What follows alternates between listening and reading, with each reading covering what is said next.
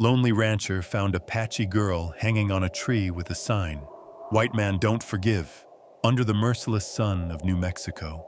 Calder Wyatt rode with the slow, steady rhythm of a man used to the silence. Dust lifted with every step of his dun mare. He had been trailing a lost steer for half a day, its tracks vanishing like promises in the cracked earth. The stillness around him wasn't just quiet, it was sacred. Out here, the only truths that mattered were the ones whispered by wind, leather, and the dry screech of a hawk overhead. But today, the wind carried something else. It started like a breath that forgot how to breathe, a sharp, desperate whimper that didn't belong to any coyote. Calder's reins stilled. His boots hit the dirt in one motion, rifle slung behind his shoulder. He moved through scrub brush and sun-baked rock, every sense alert. Then he saw her, beneath an old cottonwood tree, in a clearing no wider than a grave. She hung, not by her neck, but by her wrists, arms stretched above her, body limp and swaying slightly in the heat. Her skin was dark with sun and dust. Her dress was torn. Her bare feet barely touched the ground. Above her, nailed into the bark of that tree, was a crude wooden sign. "White man, don't forgive." The letters bled red paint like a warning from hell. Calder's chest tightened. His fingers hovered near the knife on his belt. But his feet rooted themselves like that tree had rooted decades before. He looked around. Nothing moved. Not a man. Not a leaf. Only the girl. Barely breathing. Head drooped. Rope biting into her wrists until the skin turned raw. He swallowed. "You hear me, girl?" His voice cracked more than the desert floor. No answer. Only a soft groan that sounded more spirit than human. "I ain't here to hurt you," he added, quieter now, like speaking to a wounded horse. He stepped forward, touched the rope, mosquito fiber harsh, old, meant to burn. Whoever tied it up wanted her to suffer slow. He hesitated. That sign screamed louder than bullets. He didn't write those words, didn't believe them, but somehow, just standing there, white skin, white boots, white face, he felt the weight of every sin ever passed off as justice.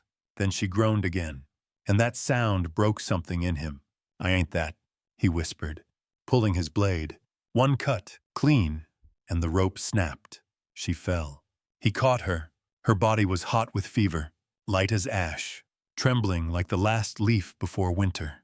"You're safe now," he murmured, brushing hair from her face. She didn't answer, but her hand clutched weakly at his sleeve. He looked again at the sign nailed above, and then, without another word, Calder Wyatt turned his back on the tree, carrying a girl marked for death, and a silence too heavy to speak of. But out there, in the desert's cruel light, something had shifted. It started with one step away from that cursed tree. One choice not to walk away. Not this time. And you who found your way to this story, maybe you've carried your own silence. Too, maybe you've seen a sign nailed to your past. Tell me, friend, where are you watching from today? Drop it in the comments. It's always a comfort to know who's riding this trail beside us. The sun had dipped behind the red cliffs by the time Calder reached his ranch, its last light brushing the roof like a final benediction. The place looked smaller than usual. One room and a loft, patched with sheet metal and old regrets. The windmill creaked its tired song beside the barn. The porch sagged like it, too, had forgotten how to hope. He eased her from the saddle. She didn't speak, didn't stir. Her breath came in shallow bursts against his shirt. Inside, the cot sat ready, the blanket clean, the lantern already lit from habit. He laid her down like something already broken, but still precious. She flinched once small, but enough to make him pause. Her eyes opened briefly, dark and wide, the kind of eyes that had seen too much and dared not ask for more. "I ain't gonna hurt you," he said again, though neither of them believed it mattered anymore, not after what she'd been through. He poured water into a basin and dipped a cloth in. When he touched her ankle, bruised and swollen, she jerked, just barely. He stopped, waited. She didn't pull away again, so he worked. Quiet, careful, reverent, like he was tending the last ember in a dying fire. Outside, the wind moved slow across the plain, kicking up dust that whispered against the walls. Inside, Calder washed her wounds without looking her in the eyes. Not out of shame, but respect. He didn't ask questions, didn't push. The silence between them wasn't cold, it was waiting. Like the house itself had held its breath and was now watching. "You remind me of a river," he murmured, barely above the crackle of the lantern. "Dry most the year, looks dead, but after the rains, it runs deep and fast. They called it Quiet Snake." She didn't reply, but her breathing slowed. He wrapped her feet, adjusted the blanket, then stood to grab his bedroll. She deserved the cot, deserved the space. Whatever name she carried, whatever pain, he wouldn't invade it. Not yet. Before stepping out, he paused at the door, looked back. She had turned slightly, eyes closed, hands clutched to her chest, like she was still afraid they'd be torn away. He stepped outside into the night, stretched out under the stars, and laid the rifle beside him. Not to protect himself, but her. She didn't sleep easily that night. Neither did he, but somewhere between the wind and the heartbeat of the earth, a thread had been tied not with words, but with presence. And sometimes presence was the loudest kind of love. The nights were still, but the silence inside the cabin deepened with each sunrise. It wasn't the kind that begged to be filled. It was thicker than that, like dust in an old journal, clinging to every surface, soaking into the wood and breath alike. Lena, as Calder still called her, though she hadn't confirmed it, stayed mostly in the cot those first days. She moved when necessary to sip the broth he left on the table, to pull the blanket tighter around her shoulders, to shift her gaze to the window when she thought he wasn't looking. But never a word. Not one. And Calder didn't press.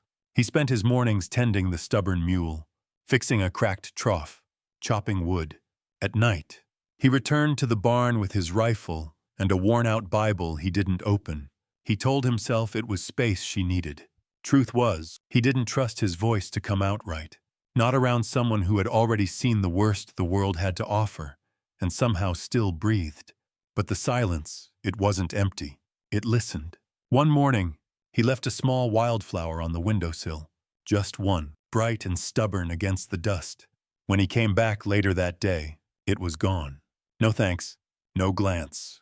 But it had been taken, and that was enough. She started moving more on the third day, limping slowly from cot to chair, watching the fire, feeding herself in careful bites. Her eyes scanned the room like it might turn on her. But each night, she let Calder bring fresh water, clean bandages, and a slice of cornbread without protest. Still, she said nothing. It would have been easy to think she was mute, or that the trauma had stolen her voice. But Calder had known silence before, and this one wasn't born from broken chords, it was chosen. Like a shield, like a blade. He caught her staring once, when she didn't know he was watching, her eyes soft, almost puzzled, not afraid, just measuring, weighing him against 100 years of betrayal carved into her bones. That night, as coyotes howled beyond the ridge, Calder stood by the porch, lantern low, the rifle cool against his palm. He didn't look back inside. He didn't need to. He could feel her moving beyond the thin walls, pacing in small circles, restless but not ready. Sometimes, trust doesn't arrive with a bang. It creeps in like twilight, not to replace the dark, but to promise dawn might come again. Have you ever shared a silence that said more than words ever could? If this story has found a quiet place in your heart, go ahead, leave a comment, or even just a number 1 to let us know you're listening. A like, a share. It helps keep these stories riding through the wind. It was late afternoon when the silence finally broke.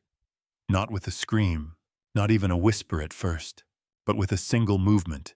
Lena stepped outside, barefoot, wrapped in the old coat Calder had left on the peg. She moved like the wind might blow her apart if it wanted. He saw her from the barn, froze mid-step, straw in one hand, pitchfork in the other. She crossed the yard slowly, headed not for the fence, not for escape, but toward the patch of earth swept clean by the wind, the place where the dust had settled into stillness. There, she knelt. Carefully, she reached for a stick and began to draw. Calder watched, boots rooted to the dirt. He didn't call out, didn't approach, just watched the lines form beneath her fingers, bold. sharp, deliberate. A bird, wings spread, flames licking the edges. It wasn't pretty. It was furious. He approached slow, each step careful, as if speaking might spook her back into the silence she'd worn like armor. He squatted beside her, leaving space between them. His voice was low, respectful. "What's that?" Lena didn't look at him. Her eyes stayed on the dirt. "Bird in fire," she said. And just like that, the wind changed. "My people's sign," she continued, voice dry and cracked, "was my father's mark, painted on tents, carved into wood, always flying, always fire." Calder didn't speak, just listened. "They came," she said. "Soldiers. Last spring. Said we had to leave. Dry land. No water. Said we were danger." She paused. Her grip on the stick tightened. Her next words came slow, trembling. "We said no. We stayed. We fought." Her voice grew thinner, but her jaw didn't shake. "They burned. Killed my mother. My brothers. Burned the old ones inside the tents." Calder's throat clenched. His fists balled quietly at his sides. "I ran. Hid. They found me. Said I stole a rifle. I didn't. Tied me. Beat me. Hung me." Her breath caught. For bait. Then, she turned, for the first time. Her eyes met his direct. Burning. Defiant. "I did not steal. I did not kill. I did nothing wrong." Her voice rang like a cracked bell in the open air. And Calder, he didn't flinch. Didn't doubt. His voice came low and sure. "I believe you." The moment hung between them, tender and raw. Then the stick fell from her hand, and so did the weight she'd been carrying too long.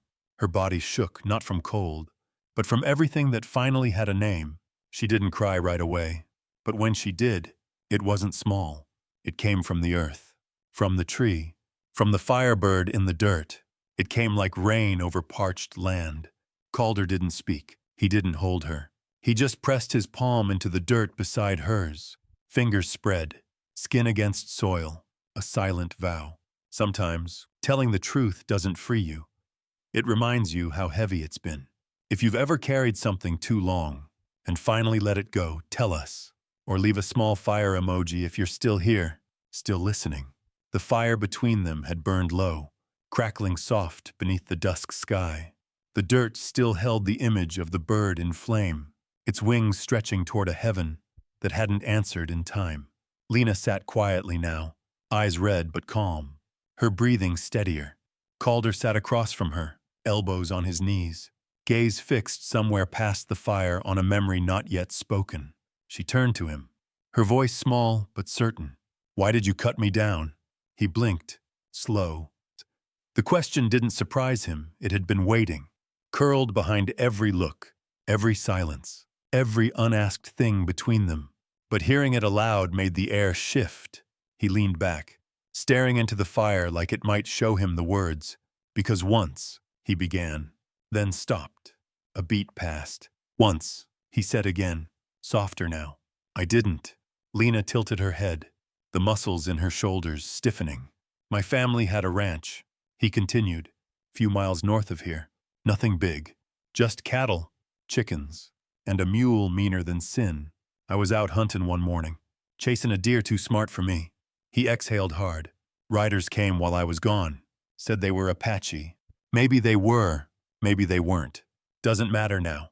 His voice caught for the first time. "I got back just after sundown. House was burning, my folks already. But I heard her, my little sister. She was crying in the barn. I could hear her, clear as day." He stopped, jaw clenched. "But I was scared. Scared they were still there. I waited. Told myself I'd go in once it was safe. But by the time I worked up the courage, the crying stopped." Lena didn't speak, but her hand slowly reached toward the fire, palm hovering over its warmth. "I buried her the next day," he said.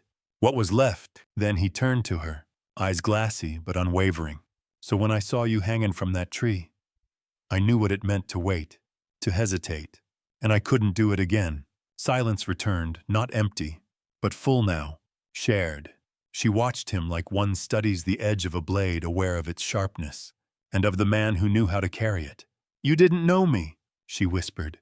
"No," he said. But I knew what I'd be if I didn't try.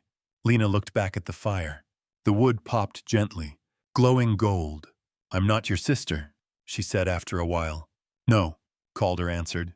But I reckon I've only got so many chances left to be the kind of man I should have been back then. She didn't reply, but she shifted, just slightly, so their shoulders brushed just enough to let him know she'd heard him, and maybe even believed him. Sometimes the rope you cut isn't around someone else's wrist. It's the one around your own throat, knotted tight by regret. If you like the story, then comment 1. If it ain't for you, go on and comment yo. Either way, we're grateful you rode with us this far. The night grew thick with stillness, the kind that clung to the walls and crept between floorboards, like it had been there long before either of them arrived. Inside the cabin, the fire burned low. Calder stirred a pot of beans on the small wood stove, but his thoughts were elsewhere, still back at the fire pit, still kneeling beside a girl who'd told the truth and hadn't asked for pity.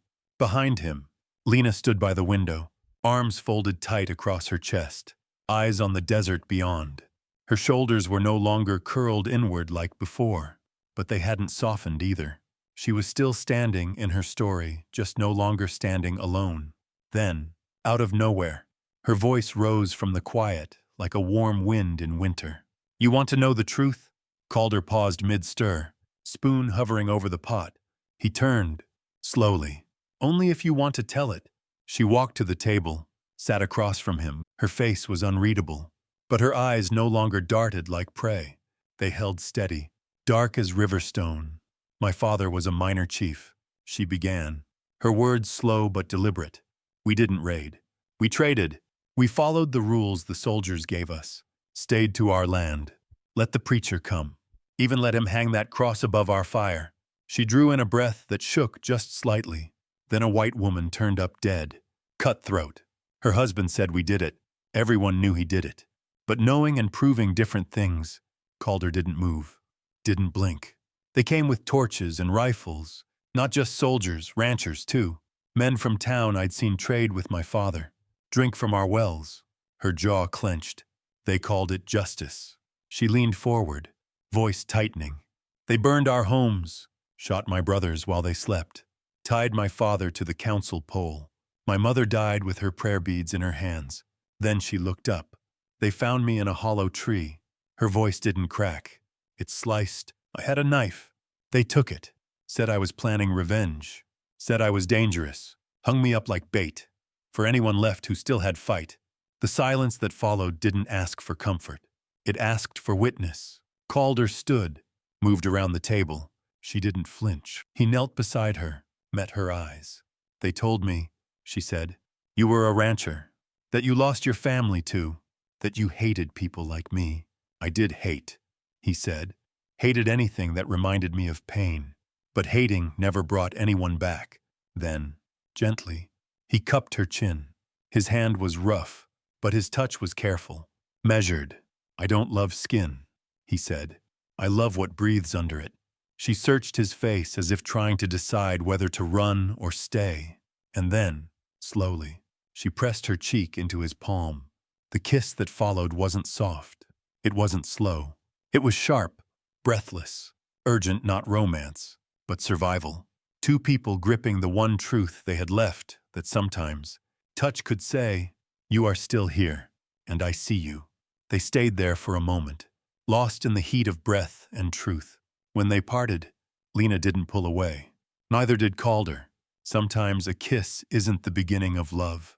It's the moment you decide not to die alone, still riding with us. Drop A if this part hit somewhere quiet, or share a line that stayed with you. The wind returned the next morning, sharper than before, carrying dust, dry scent of mesquite, and something else beneath it. Calder felt it first in his ribs, the old ache that came before change, the kind of ache that said, get ready.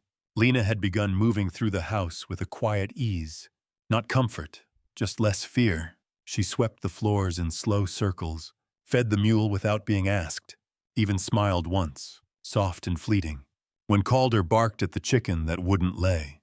But peace in the desert, it's always thin, and it never stays. By midday, A trail of dust rose in the east. Calder watched from the porch, jaw set, rifle leaning beside him. 3 riders, canvas coats, long shadows. One of them wore a tin star that glinted like a lie in the sun. The first to dismount was Joe Prescott, self-declared lawman. But Calder knew better. That badge was earned more with whiskey and fear than any courtroom. Wyatt, Joe said, tipping his hat without warmth. Heard tell you might be harboring someone don't belong. Calder didn't blink. You hear a lot of things. Joe, doesn't make 'em true. Joe spat. Apache girl. Reward on her head. $50, and the thanks of every God-fearing man west of the Pecos. You come all this way for a rumor. Prescott's grin never touched his eyes. We aimed to check inside, just in case. Calder stepped down from the porch, slow and measured. You got a warrant. You think this is court? Wyatt, Joe asked, his voice sharper now. The 2 men behind him shifted in their saddles, hands hovering near triggers. Calder didn't move. I live here alone. No girl, just ghosts and goats. Joe stared at him, long and hard, then gave a tight nod. If you're lying, you'll burn with her. They rode off, spurs jangling like a threat. Calder didn't watch them go. He only turned back toward the house, where behind a faded curtain, a pair of dark eyes had seen everything. Inside, Lena stood still as stone. He set his hat on the table, not rushing, not pretending. They came looking, he said, showed me a paper, said you were wanted. She didn't move. I told him no. Her brow furrowed, unsure. I don't know what you did. Lena, he added, and maybe one day you'll tell me. But out here, a man makes choices. I made mine. She took a step forward. Only one. Not enough to close the distance, but enough to close the silence. Trust didn't pour in. It crept, like dawn bleeding over the horizon, not quite day, but no longer night. Sometimes the law isn't there to protect. It's there to finish what it started. If you're still here, still walking this dusty road with us, leave A in the comments. Or tell us what you'd have done if the tin stars showed up on your porch. The warning was clear as a gunshot. Even if no trigger had been pulled, if you're lying, you'll burn with her. Calder didn't say it out loud, but he knew what came next. And so did Lena. That night, neither of them slept. He sat by the fire sharpening his knife, the motion steady, almost meditative. She moved in the shadows, packing a satchel without asking. She didn't need to ask. When the world turns on you, you learn fast how to leave quiet. By dawn, the ranch felt different, too still. Even the wind didn't dare whisper. I've seen smoke, Calder said, tying the final strap on his saddlebag, too steady to be campfire. Word spread. We're out of time. Lena stood by the fence, wrapped in his old coat, hair braided back, eyes calm but full of thunder. There's land south, he continued, past the border. They say your people still live free in the Sierra Madres. We ride hard, we might make it. She stepped closer, close enough he could see the scar at her collarbone, the one that rope had left. Her hand found his. You'll come with me, she asked. Calder looked down, jaw tight. You want me to? Lena pressed her forehead to his chest, her voice soft and low, like wind before a storm. I want to live. I want to live as your wife. He closed his eyes, breathing her in. That one sentence carried more than 1,000 vows. It was survival turned sacred. By sundown, they were gone. No note, no fire, no goodbye. Just a quiet door left swinging, and 2 horses riding out beneath the stars. They crossed the desert by moonlight, the world silver and silent around them. Lena rode low in the saddle, eyes always scanning. Calder led with a rifle slung across his back and a weight in his gut he couldn't shake.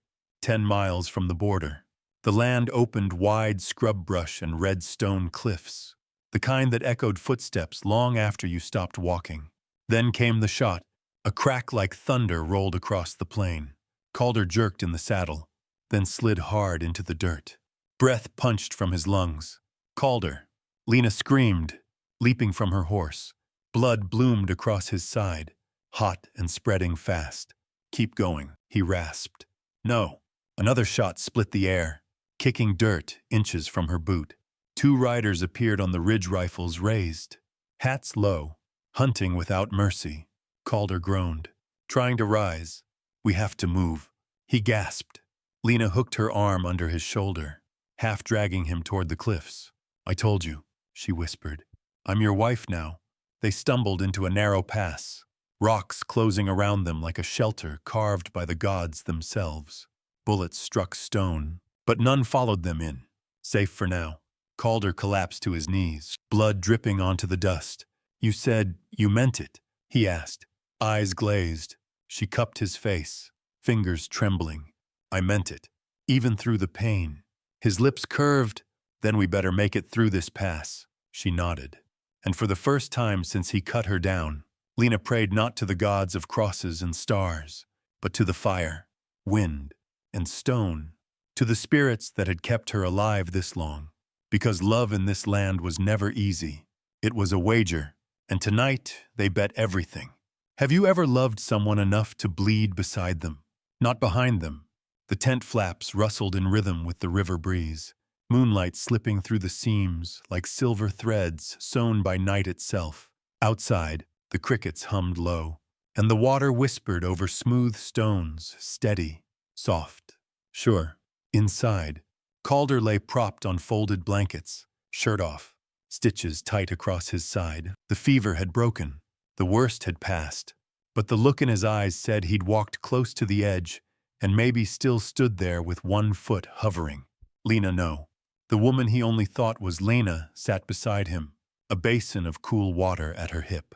She dipped a cloth, wrung it slow, and dabbed his brow with the care of someone who knew how fragile living things could be. He watched her through half-lidded eyes, the corner of his mouth tugging into a crooked smile. "You always this bossy with your patience," he rasped.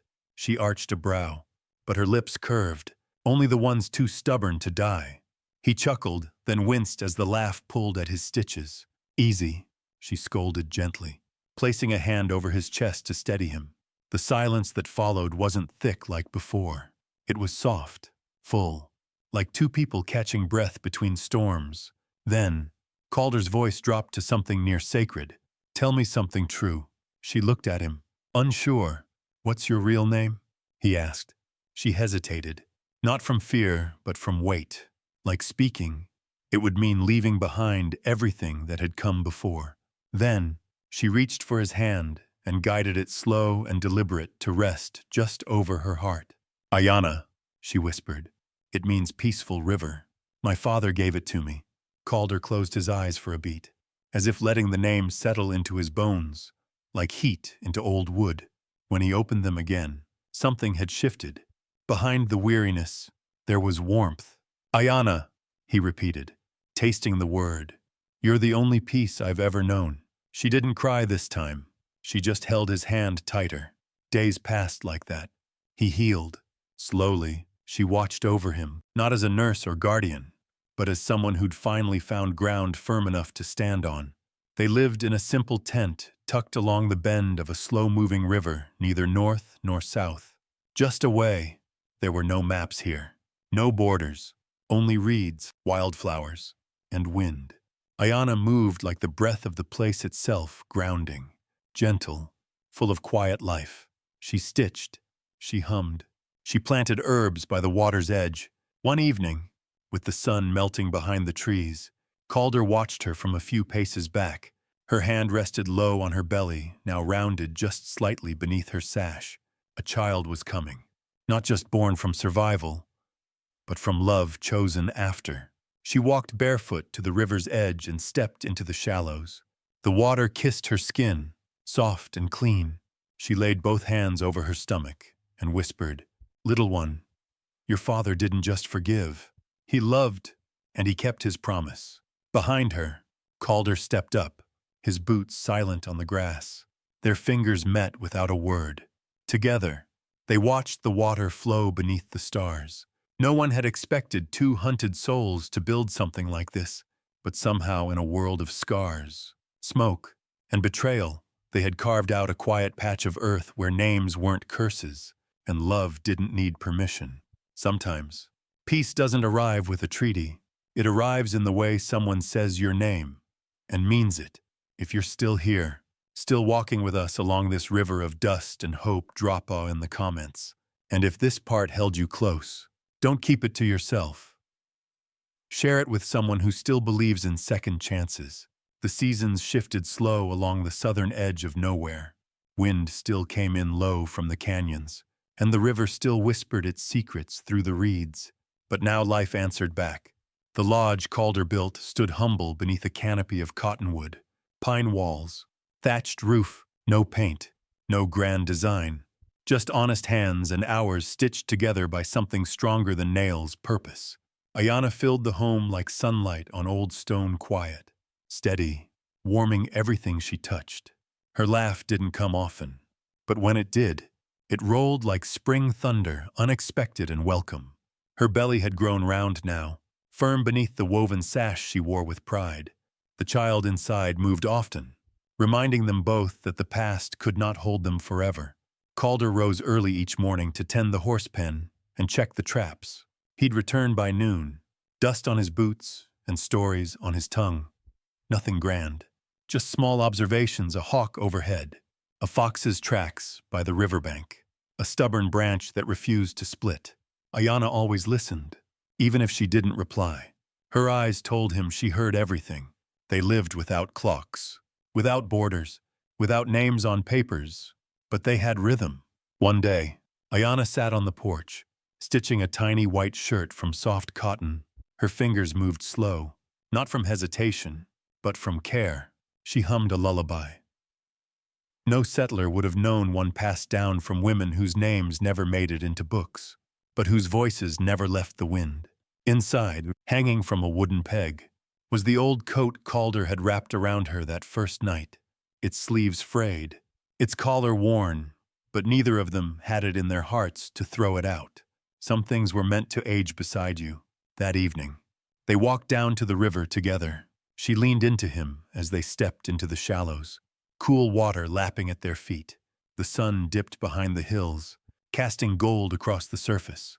Ayanna looked down at her reflection, no longer hollow-cheeked, no longer hunted, just a woman with fire behind her and a future in her hands. "You ever think," she asked softly, "how we ended up here?" Calder shrugged.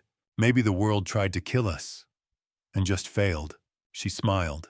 Or maybe it was never the world, just men too afraid to love what they didn't understand.